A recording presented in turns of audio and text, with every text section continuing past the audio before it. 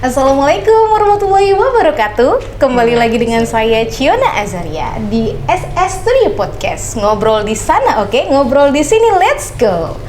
Nah, hari ini kita ada di segmen ngobras, ngobrol bebas. Nah, jadi friends, sebelumnya di tanggal 6 Oktober itu adalah Hari Cerebral Palsy sedunia. Nah, jadi karena misalnya tanggal 6 itu adalah Hari Cerebral Palsy, kita di sini mau bikin episode spesial khusus membahas tentang pejuang Cerebral Palsy. Salah satunya adalah satu tokoh pejuang Cerebral Palsy dari Yayasan Pejuang Cerebral Palsy Indonesia. Di sini sudah hadir tamu istimewa kita, yaitu ada Kak Ratna dan adik istimewa kita ada Kak Khadiza. Halo. Panggil Onti aja ya. Iya, Onti nggak apa-apa. Memanggil kakak ketuaan. Iya. Jangan. Nah, halo Khadiza. Halo Kak Ratna, Assalamualaikum. Waalaikumsalam warahmatullahi wabarakatuh. Terima kasih sudah meluangkan waktunya nih ya Kak Ratna ya, sama Khadijah juga. Sama-sama, udah dikasih kesempatan main kesini lagi, podcast lagi. Kesempatan untuk Khadijah juga untuk sosialisasi ke masyarakat. Nah, ini kan kita karena memang ini masih berhubungan dengan Hari Peringatan Cerebral Palsy. Tentunya peringatan Cerebral Palsy itu dilakukan supaya kita bisa mengkampanyekan hak-hak dari para pejuang dan yang sedang merasakan Cerebral Palsy saat ini gitu kan ya. Kira-kira kakak dari yayasan, Kak Ratna ini kan ketua yayasan dari Yayasan Pejuang Cerebral Palsy Indonesia ya Kak? Ada Indonesianya ya, nggak pakai Indonesianya, Yayasan terbuka aja Pejuang. Nanti kalau misalnya ada cabang lagi nantilah itu gitu ya. Pokoknya Yayasan Pejuang Cerebral Palsy. Nah, sebagai ketua yayasan saat ini Kak, kira-kira apa yang sudah dilakukan untuk memperingati Hari Cerebral Palsy tanggal 6 kemarin? Iya. Jadi Kak, Oktober ini merupakan bulan spesial untuk Yayasan Pejuang Cerebral Palsy khususnya karena di tanggal 6 Oktober itu ada peringatan Hari Cerebral Palsy Dunia. Kemudian nanti tanggal 31 Oktober kita genap 3 tahun Yayasan berdiri. Kayaknya acaranya besar nih. Mudah-mudahan. Amin. Tapi agendanya memang dari tanggal 4, 6 itu udah padat memang alhamdulillah. Kemarin kita pernah juga sosialisasi di radio untuk mengkampanyekan kondisi Cerebral Palsy. Kemudian tanggal 13 kemarin hari Minggu itu kita buat kegiatan bakti kesehatan dengan dokter spesialis THT Perhati KL Sumut. Itu di gedung Kemensos Sentra Bahagia Jalan William Iskandar. Alhamdulillah. Nah, ini nanti ada rencana lagi nih. Mungkin minggu depan kita mau bikin puncak acara peringatan Hari Cerebral Palsy Dunia. Tanggal berapa itu Kak? Insya Allah tanggal 24. Tanggal 24 ya. Insya Allah mau ada acara hari puncak ya untuk perayaan Cerebral Palsy ya. Peringatan lah ya gitu. Peringatan Kak. Nah, mungkin sebagian friends yang lagi nonton di rumah ini banyak yang belum ada nonton sebelumnya episode kalau kita udah pernah ngundang Kak Ratna pertama kali dan dia sudah memperkenalkan sebenarnya Yayasan Pejuang Cerebral Palsy ini gimana didirikannya. Tapi di episode ini kita tetap ingatkan, bisa nggak Kak Ratna ceritakan dulu gimana sebenarnya awal mula Yayasan Pejuang Cerebral Palsy ini dibentuk dan sharing juga sama kita nih. Khadijah yang cantik dan hadir di sini ini sekarang kan juga menjadi inspirasi ya Kak. Pasti. Inspirasi kan tentu menjadi sebuah yayasan. Kira-kira perjuangan Khadijah dari mungkin yang sebelumnya belum tahu apa-apa, belum bisa apa-apa sampai akhirnya jadi pintar sekali kayak sekarang. Itu gimana, boleh di-sharing nggak sih Kak? Boleh. Jadi Khadijah itu di usia 7 hari dia mulai tremor, kejang. Tapi kita nggak tahu tuh kok ternyata itu kejang Kak. Terus terjadi terus setiap hari di atas 10 kali serangan dalam 1 hari. Tapi durasinya sebentar, 1 menit, reda, sadar, nanti datang lagi serangannya tanpa diprediksi. Dan itu tanpa demam. nggak ada indikasi demam, tiba-tiba aja kejang. Sampai di usia 9 bulan dia didiagnosa epilepsi, vonis epilepsi, kemudian minum obat kejang. Di usia 13 bulan dia penurunan fungsi tubuh, disitulah divonis cerebral palsy. Jadi memang cerebral palsy itu katanya dideteksi di bawah usia 2 tahun. Dan itu ditandai dengan keterlambatan tumbuh kembang. Jadi waspada tuh kalau ibu-ibu ya, orang tua yang punya anak terus tumbuh kembangnya itu terganggu, misalnya terhambat gitu kan, terlambat tumbuh kembangnya. Nah, jangan disepelein gitu. Kalau bisa konsultasikan ke dokter. Kalau pada saat proses kehamilan waktu itu, apakah ada tanda atau gejala lain yang kakak rasakan? Normal aja Nggak seperti ada, sebelumnya nggak ada, Kak. ya? Iya, aman sih. Karena Khadijah ini kan anak ketiga ya? Iya. Cuman berarti ada 2 kakaknya. iya, cuman ada satu hal yang berbeda dengan 2 kali sesar sebelumnya. Ini kan prosesnya sesar ya, jadi 3 kali sesar. Nah, yang 2 kali sesar itu kan kita sadar tuh kan, walaupun memang agak teler karena bius kan, tapi kita dengar apa yang terjadi di ruang operasi itu. Nah, kali waktu si Khadijah lahir ini memang nggak terdengar apa-apa. Tidak ada suara tangisan Iya, gitu ya? jadi emaknya tuh kayak hilang kesadaran, mungkin kayak enakan tidur gitu. Kalaulah misalnya kita tanya motivasi terbesar saat mendirikan yayasan ini kira-kira apa, Kak? Khadijah. Karena sepanjang umur dia dari 7 hari sampai dia tuh usia hampir 2 tahun, itu kita kan fokus ke gimana sih ngilangin kejangnya ini. Karena kan memang kejang terus menerus setiap hari, nggak ada hari yang terlewat dari Senin sampai Minggu itu, Kak. Jadi kejang terus. Nah, kita fokus ke kejangnya sampai lupa memperhatikan tumbuh kembangnya. Kayak misalnya tuh bayi biasanya kan usia 3 bulan. 3 bulan tuh bisa telungkup, atau 6 bulan dia bisa duduk, 9 bulan dia bisa merangkak, rambatan kayak mau jalan gitu kan. Nah, itu kami udah nggak diperhatikan lagi. Kami udah sibuk warawiri rumah sakit dengan dokter yang ganti-ganti jadwalnya gitu kan. Ada dokter neurologi, dokter gizi, dokter mata. Ini mata Khadijah agak kayak ada kawahnya gitu kan. Dulu itu udah kayak bintilan gitu kan. Nah, jadi itulah motivasi kami mikirnya gini kan, ini nggak bisa nih ya. Itu kan terus-terusan tuh, Kak, sampai 2 tahun setengah ya. Kita berusaha untuk gimana sih ngilangin kejangnya ini gitu kan. Karena fisioterapi pun rasanya percuma kalau kejangnya itu masih ada kan. Akhirnya kita mikir, kita nggak bisa mikirin soal kesehatannya aja, harus mikirin masa depannya juga. Ini anak semakin bertambah tahun semakin besar kan, usianya juga bertambah. Nanti harus dipersiapkan juga nih gimana nanti ketika dia bisa bersosialisasi dengan masyarakat, artinya dia bisa keluar dari rumah gitu kan, maksudnya ya bersosial lah gitu kan. Masyarakat tuh harus sudah paham kondisi dia. Masyarakat harus udah tahu apa sih cerebral palsy itu gitu, sehingga nggak ada lagi yang memandang Khadijah seorang penyandang cerebral palsy dengan tatapan sinis, dengan penuh tanda tanya dan keheranan. Apalagi sampai ada stigma yang bilang, oh itu dulu mau dikuburin ya, itu dulu dosa orang tuanya tuh gitu-gitu kan. Ada tuh. Terus nanti dibilang aib keluarga lah, kutukan lah, penyakit menular. Enggak, itu sebenarnya enggak. Balik lagi itu udah qadarullah, takdir Allah. Hak prerogatif Allah. Iya. Kalau misalnya mau memberikan kita apa. Iya, benar. Maaf katanya kalau misalnya Shiona, kamu harus lahir dalam kondisi bulunya banyak. Itu hak prerogatif Allah sudah memberikan seperti itu. Tapi tentu sebenarnya apa ya, tidak ada yang namanya Tuhan menciptakan kita, tidak ada yang tidak sempurna. Benar. Pasti sempurna sesuai dengan porsinya, kan gitu ya.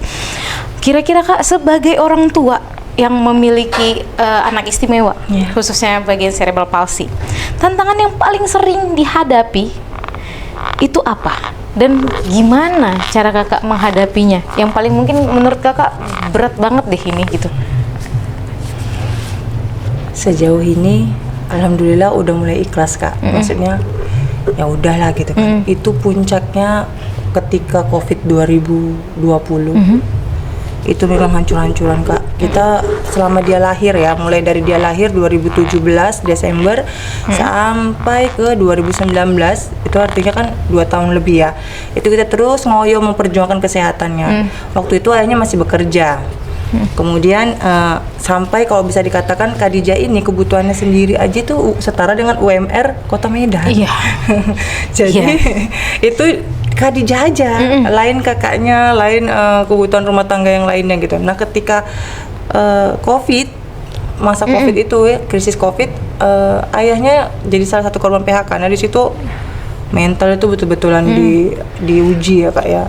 Yang tadinya tuh ya udahlah aku kayak gini tapi aku masih bisa memperjuangkan gitu. Nah ketika keputusan PHK itu keluar gitu kan, dirumahkan ayahnya, kemudian tidak lagi berpenghasilan di perusahaan itu gitu kan, di situ rasanya kayak aduh itulah paling berat Kak.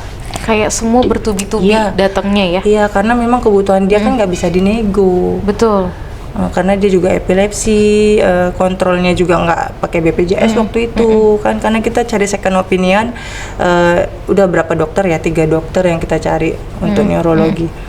Jadi akhirnya kita ke umum. Makanya dari situ terus ambruk lah, hancur-hancuran, ekonomi hancur, mental juga di situ dihajar habis-habisan Kak di 2020. Nah pelan-pelan membangun mental kembali, pelan-pelan.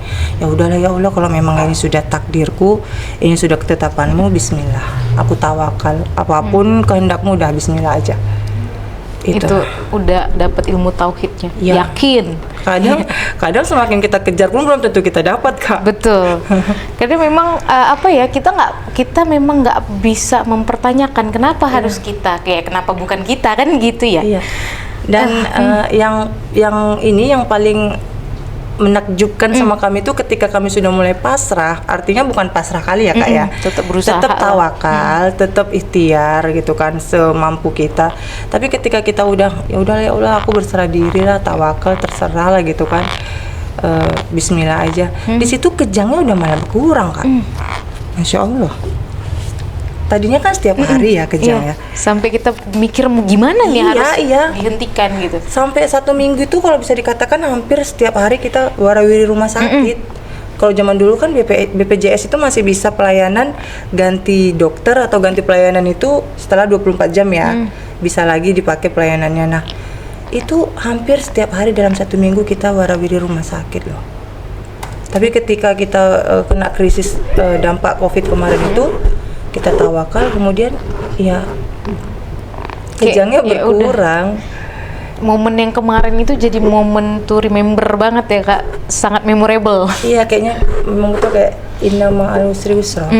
Sabar. Iya. Kak, aku agak penasaran, apakah ada momen tertentu yang membuat Kakak merasa sangat bangga dengan perjuangannya Khadijah dan kemajuan yang telah dicapai sama Khadijah? Pasti Kak, sampai saat ini ketika bundanya itu ada pencapaian untuk yayasan ya, terkhusus untuk yayasan, saya itu selalu nangis Kak, terus terang meluk Khadijah aja, makasih aja gitu kan. Mungkin Allah itu mendatangkan Khadijah dalam kehidupan bunda itu ya ini gitu. Jadi sekarang tuh saya tuh lebih mikir, oh mungkin tujuan Allah tuh ngasih aku takdir tuh kayak gini ya, untuk ini ya gitu. Itu Kak, itu yang bikin rasanya ya makasih aja, makasih ya. Jadi lebih bisa bermanfaat bundanya gitu. Mungkin kalau Khadijah nggak dikasih Allah ke dalam kehidupan kami tuh mungkin nggak kepikiran ya cerebral palsy itu apa, mungkin nggak peka juga dengan difabel, mohon maaf gitu ya, karena kan memang difabel juga ini ya nggak terap ya, gitu kan. Cuman sekarang aja karena kami memang berkecimpung di difabelnya sendiri sebagai penyandang gitu kan, kami berusaha ya, mungkin kalau di mata kami tuh difabel udah mulai up gitu kan, tapi kalau masyarakat mungkin masih banyak yang belum tahu. Karena kita bisa pahami juga kalau misalnya masyarakat Kota Medan sendiri aja cukup luas gitu. Jadi terkadang sumber informasi juga walaupun internet sudah kencang, tapi cara penggunaannya nggak terbatas lah ya, terkadang pengetahuan orang. Boleh dijelaskan nggak kira-kira kemajuan Khadijah ini apakah ada pengaruh dari jenis terapi atau perawatan tertentu gitu? Mana tahu itu bisa menjadi inspirasi untuk friends di rumah yang mungkin sedang berpikir gimana caranya supaya anak istimewa mereka pun ada kemajuan gitu. Kalau itu saya nggak berani jamin ya Kak ya, maksudnya nggak bisa mengeluarkan statement sembarangan juga karena itu balik lagi itu udah ketentuan Allah. Masing-masing anak dengan kondisi cerebral palsy itu beragam ya Kak.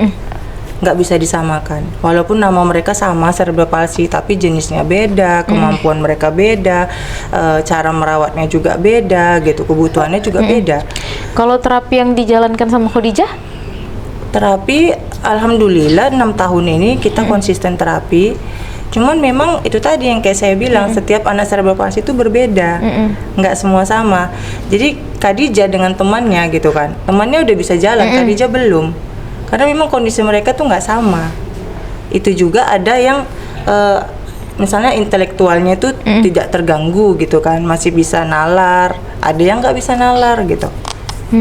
Tergantung sih. Makanya saya nggak pernah nih kan ada orang tua anak berkebutuhan khusus cerebral palsy juga itu curhat ke saya kan, Bu, ini gimana anak saya kok nggak bisa jalan gitu kan. Lah Bu, anak saya juga gitu kan. Anak saya udah terapi 6 tahun malah gitu kan. Iya, saya iri lihat teman-teman yang lain terapi kok udah bisa jalan anaknya gitu. Anak saya kok belum ya. Bu, saya terapi udah 6 tahun Bu, tapi ya gitu gitu kan. Ya balikin lagi sama Allah, kita kan nggak bisa berharap sama manusia kan gitu. Cuma bisa ikhtiar kan. Balik lagi apapun usahanya niatkan ya Allah, semoga ini merupakan orang yang tepat perantaramu gitu loh, yang bisa menyembuhkan anakku, tapi tetap atas ketentuan Allah kan, ketentuan Allah. Betul. Gitu.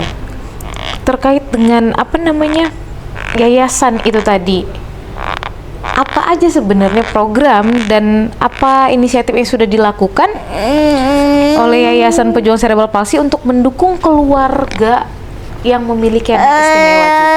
Ya, yang menjawab. Iya, Dek. Ya. Apa jawabannya Khadijah? Jadi memang pertama itu terdorong buat komunitas karena ngerasa kan udah warawiri rumah sakit nih Kak, udah ke klinik tumbuh kembang anak juga, dan ketemu dengan beberapa orang tua yang memiliki nasib yang sama gitu kan, maksudnya punya anak berkebutuhan khusus cerebral palsy. Akhirnya kita waktu itu sama terapisnya ngajak, terapisnya iya sayang, iya terapisnya ngajak buat komunitas gitu kan. Akhirnya kita buat dengan tujuan kita bisa saling menguatkan. Iya. Oh, ini dia lagi menceritakan aku kemarin begini Onti gitu ya. Iya. Jadi selain ngerasa kayak aku nggak sendiri ya gitu kan, ya udah bikin komunitas, terus bikin program fisioterapi. Itu program prioritas karena memang kita menyadari bahwa harapan mereka, harapan anak-anak cerebral palsy itu adalah fisioterapi atau terapi lah katakan gitu kan. Nah, jadi itu prioritas di yayasan. Kemudian ada penyuluhan kesehatan dari dokter-dokter spesialis. Kita cari tuh Kak link-linknya. Alhamdulillah Allah selalu mempertemukan kita dengan orang-orang baik. Apa yang kita harapkan tuh selalu Allah mudahkan. Mungkin karena niat ya Kak. Betul. Itu sebenarnya nggak semua orang punya kesempatan untuk merasakan itu ya. Kali ya. Kak, tapi kalau misalnya kita lihat nih ya, dalam kehidupan masyarakat saat ini kan memang tidak, Kota Medan mungkin khususnya masih belum ramah untuk disabilitas. Benar. Kita bilang untuk orang, nggak usah kita bahas mungkin untuk yang berkebutuhan khusus lah, untuk orang tua saja yang mungkin pakai tongkat itu juga sama-sama kebutuhan khusus ya. Lansia. Tapi kan lansia gitu. Kita semua bakal jadi disabilitas. Betul. Ada waktunya gitu Iya. kan. Itu pun masih belum enak kita rasa fasilitas yang ada di kota kita tercinta ini. Belum mendukung. Iya. Belum mendukung. Tapi kira-kira menurut Kakak, apa yang masih kurang dari dukungan masyarakat dan pemerintah terhadap anak-anak cerebral palsy? Kalau untuk cerebral palsy Kak, memang benar-benar buta. Kota Medan ini buta cerebral palsy. Makanya kita terus berusaha untuk mengkampanyekan kondisi cerebral palsy, sosialisasi, edukasi. Pertama-tama kita suntik dulu nih orang tua dari anak berkebutuhan cerebral palsy. di komunitas. Kalian harus pede. Kalian nggak boleh minder, gitu kan. Kalian harus percaya diri memperkenalkan kondisi anak kalian, gitu. Karena kalau bukan kita yang bergerak, siapa lagi? Betul. Yang gitu. Kemudian, alhamdulillah saat ini pemerintah tuh udah tahu keberadaan kita, Kak. Dinas sosial, bahkan Kementerian Sosial juga udah tahu, gitu kan. Ya alhamdulillah, itu berkat semangat tadi. Benar. Dan itu salah satu bentuk apa ya, keberhasilan dari yayasan membuat kampanye ya, Kak ya. Amin, Insya Allah. Dan akan insya Allah makin luas dan makin banyak yang tahu. Dan kita harapkan juga bahwa tahun-tahun ke depan kota kita tercinta ini mungkin lebih ramah terhadap kawan-kawan kita, keluarga kita, atau siapapun yang kira-kira butuh untuk dapat perlakuan khusus ya gitu ya. Ya, kalau untuk penunjang fasilitas di fasilitas umum ya, untuk penunjang disabilitas itu udah ada sih sebenarnya di Kota Medan ini, Kak. Contoh kayak toilet disabilitas. Tapi belum merata ya. Kemudian guiding block itu Kakak tahu kan? Yang untuk trotoar yang warna kuning agak menonjol sedikit. Itu kan untuk tunanetra ya. Tapi masih banyak di Kota Medan ini yang disalahgunakan. Ya itu bener untuk nggak? sepeda motor lewat. Satu, kemudian ada pedagang kaki lima yang buka lapak di situ, dan sampai hancur tuh. Kalau bisa dikatakan kan itu fasilitas untuk disabilitas. Betul. Berarti memang tantangan kita saat ini itu mensosialisasikan terhadap masyarakat agak sulit ya. Nah, aku penasaran. Sebagai seorang pejuang di sebuah yayasan cerebral palsy, gimana sebenarnya respon masyarakat saat yayasan ini mengkampanyekan tentang cerebral palsy, dan ada nggak sih tantangan khusus untuk meningkatkan kesadaran tentang cerebral palsy di masyarakat? Ada sih, Kak, banyak. Contohnya tuh dari apa namanya tuh kayak Kepling, kayak aparat desa lah, pejabat perangkat desa. Dari situ aja dulu, berangkat dari situ. Itu pun masih banyak yang belum paham disabilitas itu apa. Itu ini sangat disayangkan gitu. Harusnya kan mereka udah tahu nih, warga mereka ada yang difabel gitu kan. Ya sudah, pendataan disabilitas ini masih belum beres, Kak, sampai kapanpun. Kayaknya itu memang PR sih untuk bersama. Nggak ibaratnya pendataan apapun jenisnya, mau pendataan untuk penduduk miskin, kita bilang pendataan anak sekolah ada berapa juga, mungkin belum terdata dengan baik gitu ya. Seringnya sekarang kan mau pilkada, pemilu, banyak data itu diulang-ulang, toh kita lihat 5 tahun kemudian yang salah beberapa tahun yang lalu masih ada gitu. Bahkan yang meninggal aja pun masih jadi daftar pemilih kadang-kadang. Iya, kadang padahal sudah dihilang-hilangkan pada saat waktu itu. Nah, apa kira-kira pesan utama yang mungkin mau Kakak sampaikan melalui kampanye yang sudah pernah lah untuk terkait cerebral palsy ini, untuk mengubah stigma dan pandangan negatif terhadap penyintas cerebral palsy? Apa yang sudah Kakak lakukan dan apa mungkin yang akan Kakak lakukan? Sejauh ini 3 tahun ini kita sosialisasi melalui sosial media, kemudian siaran-siaran di radio, podcast seperti ini juga. Kemudian apa ya, kayak ikut-ikut rapat sama OPD itu udah pernah sih, udah kita tuangkan juga unek-unek kita, aspirasi kita. Kemudian kita pernah turun ke lapangan, kita survei fasilitas umum, kayak misalnya taman bermain gitu kan. Kita lihat nih, sampaikan ke dinas-dinas terkait, ini belum ramah disabilitas, begini-begini, karena kami punya disabilitas gitu kan. Kita kan harus mempersiapkan itu ya, karena pasti nanti dia bakal bersosialisasi kan. Betul. Jadi banyak sih PR-nya, Kak, berat ini, Kak. Memang sangat berat. Kira-kira rencana Kakak untuk masa depan Khadijah? Rencananya harus menyadarkan masyarakat dulu, itu dia. Jadi ketika dia keluar tuh orang udah bisa welcome sama dia. Hai Khadijah gitu. Jangan lagi bilang anak cacat, nggak boleh ya, nggak boleh bilang anak cacat lagi. Kalau kita terkait tadi kan kita berharap Khadijah ini punya kehidupan sosial yang baik nantinya. Amin. Gitu. Sejauh ini hubungan sosialnya Khadijah dengan teman-teman mungkin sekitar, tetangga, ataupun di lingkungan sosial, ataupun ada entah sekolah khusus atau misalnya kakak bikin panggil orang gitu ya untuk memberikan pendidikan khusus, atau kakak sendiri yang ngasih? Si Khadijah ini masih tergolong seperti bayi Kak. Dia mungkin merespon, paham. Tapi kalau untuk sekolah masih jauh kayaknya Kak. Cuman saya lihat tuh beberapa kali setiap kita mau bikin kegiatan di pertemuan yayasan, jadi kita kan buat kegiatan bulanan nih untuk pelayanan fisioterapi atau konsultasi dokter gitu kan. Ketika dia tuh kalau kita bilang dia kan tiduran di subuh ya. Yes. Malam dia begadang. Malamnya tuh di misalnya besok kita ketemu nih pertemuan dengan teman-temannya gitu kan. Malam ini kita janjiin ke dia, besok kita ketemu sama teman-teman di yayasan. Tidur ya nak, biar besok bangun pagi Khadijah seger, ya kan? Khadijah nggak ngantuk. Nanti kita main. Merespon Kak.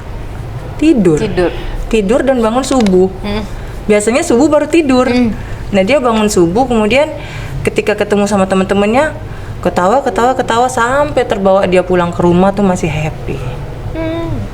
Berarti sebenarnya sosialnya juga cukup bagus. Iya, gitu ya. Mungkin. Dan dia juga nggak takut ketemu orang baru ya? Enggak. Tadi dia juga pas pertama ketemu sama Khadijah Friends, dia langsung senyum. Dia langsung matanya berbicara kayak, tante ini siapa gitu ya. Iya, halo, kenalin Iya kan, ini Khadijah ya? gitu ya. Oh ini dia kayaknya sudah ini nih, aduh males, udah cepet dong, capek ya. Ya karena dia memang nggak betah duduk lama Kak. Mungkin ada sedikit bagaimana sebenarnya kira-kira kakak supaya bisa menginspirasi keluarga. Kadang nggak semua orang sudah di posisi kakak, maaf katanya sudah menerima situasi. Ya. Salah satu kelebihan kakak yang saya nilai itu adalah rasa ingin tahu dan rasa ingin cari tahu. Betul. Itu tinggi. Betul. Dan nggak semua orang punya itu, ya kan? Nah, modelnya kalau belum dicoba masih penasaran Kak. betul. Itu biasanya kalau di kelas tuh tipikal yang kalau nggak ngerti tanya terus tuh ke gurunya. Walaupun salah, gas terus gitu kan. Tanya bisa nggak ya, cobalah gitu kan. Kalau nggak bisa ya udah, berarti nggak rezeki atau berarti memang prosedurnya nggak seperti ini. Tapi kan setidaknya dapat ilmu baru, yang gitu. Itu dia tipikal pejuang. Emang cocok nama yayasannya pejuang. Memang pejuang semua kan. Iya benar. Pejuang Karena sehat. terkadang ada orang-orang yang juga sudah merasakannya, sudah juga tahu mungkin beberapa informasinya, tapi mungkin tidak berani untuk berjuang seperti itu gitu. Ataupun masih banyak pikirannya. Mau melangkah itu banyak sekali dipikirkan. Yang disyukuri dari seorang Ratna Sari Dewi, bundanya Khadijah, adalah support dari keluarga. Itu terutama support dari ayahnya Khadijah, dari suami. Itu yang paling penting. Jadi dari support dia itulah warasnya Bunda Khadijah ini muncul gitu loh. Ya kan? Akhirnya ya udah saling dukung, ya aku mau ini nih, aku mau itu tuh gitu kan. Ya udah akhirnya ya udah silakan. Tapi harus positif ya. Ya. Kalau didukung yang negatif mungkin kita heran dengan ayah Khadijah. Tahu diri juga lah ya kan. Anak 3 kan nggak mungkin yang macam-macam. Itu sih dukungan dari keluarga yang mungkin nggak semua orang tuh dapat. Iya, itu penting. Berarti Khadijah alhamdulillah disupport ibu yang luar biasa semangatnya. Masya Allah. Ayah yang juga sangat suportif dan penuh dukungan ya.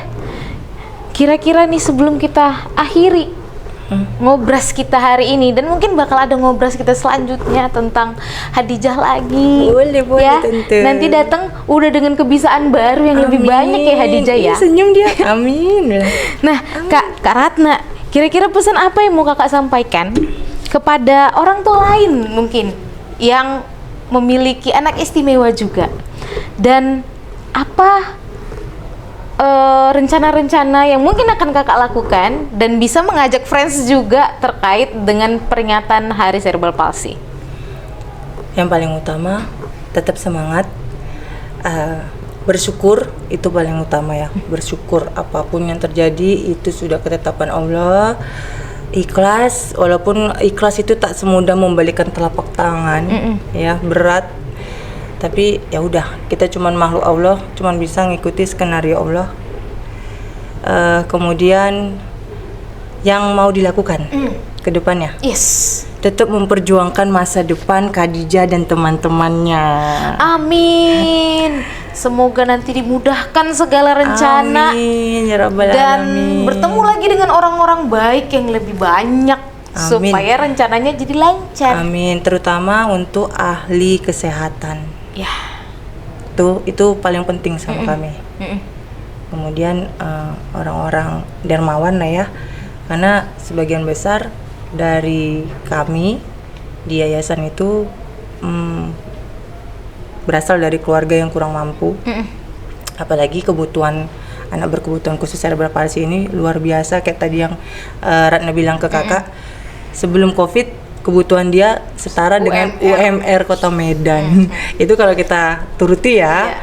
Nah, apapun yang dilakukan orang tua pasti mau yang terbaik ya. Pasti gimana pun caranya tetap kita usahakan yang terbaik untuk anak-anak kita, apalagi mereka berkebutuhan khusus. Mudah-mudahan di luar sana banyak orang-orang baik yang bisa mendekat dengan kita, Amin. mensupport kegiatan Yayasan Pejuang Cerebral Palsy, dan juga mendoakan supaya kita tetap semangat, semakin maju, kemudian panjang umur ya Jah.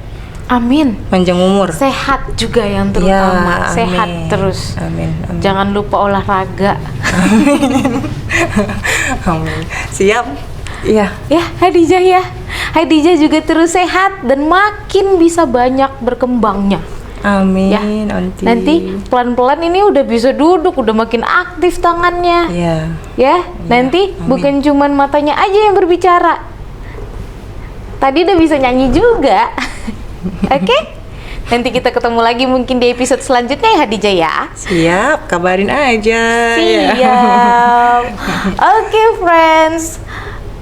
Kita sudah ngebahas terkait cerebral palsy dan mana tahu nanti dari friends yang mau ikut membantu kira-kira bisa jadi sukarelawan ataupun bisa jadi juga salah satu orang dermawan yang membantu yayasan gitu Iya, ya. benar. Kira-kira bisa dihubungin kemana nih Kak Ratna? Ke kontak 0823 6161 5321 atau di Instagram kita Yayasan Pejuang Cerebral Palsy. Facebook juga ada sih. Facebooknya namanya? Yayasan Pejuang Cerebral Cerebral Palsy Palsy. Medan. Oke, nah bisa langsung kontak yang sudah disebutkan sama Kak Ratna ada di sini tuh ya. Nah, friends, kalau misalnya menurut kamu hari ini videonya sangat bermanfaat, cukup bermanfaat dan pasti bermanfaat karena kalau nggak bermanfaat kita nggak mau bikin. Kamu boleh share dan jangan lupa subscribe YouTube kita di SS Studio Podcast dan follow juga Instagram kita di SS Studio 1924. Nah, kita bakal ada lagi sesi ngobras selanjutnya dengan bintang tamu yang juga istimewa karena di ngobras ini semua bintang tamunya istimewa gitu. Nah, friends, jangan lupa subscribe, jangan lupa juga share dan jangan lupa juga like ya semua sosial media kita dan sosial media Yayasan Pejuang Cerebral Palsy. Kalau gitu saya undur diri dan Kak Ratna juga undur diri bersama Khadijah. Terima kasih. Ketemu lagi di episode selanjutnya. Assalamualaikum warahmatullahi wabarakatuh. Waalaikumsalam warahmatullahi wabarakatuh.